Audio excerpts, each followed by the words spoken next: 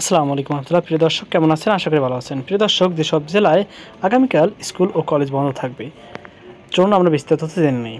তাপপ্রবাহের কারণে আগামীকাল শনিবার ঢাকাসহ 25টি জেলার সব শিক্ষা প্রতিষ্ঠান বন্ধ থাকবে।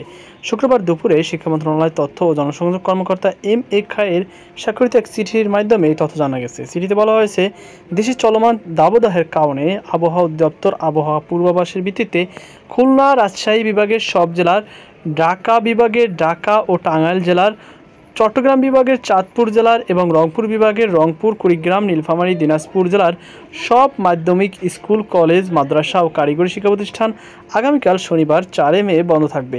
এর আগে গত 30 এপ্রিল শিক্ষা মন্ত্রণালয়ের সিদ্ধান্তে ঢাকাসহ 27টি জেলার সব শিক্ষা প্রতিষ্ঠান বন্ধ ছিল। দেখতে পাচ্ছেন একটি নোটিশের মাধ্যমে এটি জানানো হয়েছে। তো এই ছিল আমাদের সর্বশেষ আপডেট। তথ্য সংক্রান্ত আপনার কোনো মতামত থেকে থাকলে অবশ্যই কমেন্টে জানাবেন। সবাই ভালো থাকুন। আজকে পর্যন্তই। আল্লাহ হাফেজ।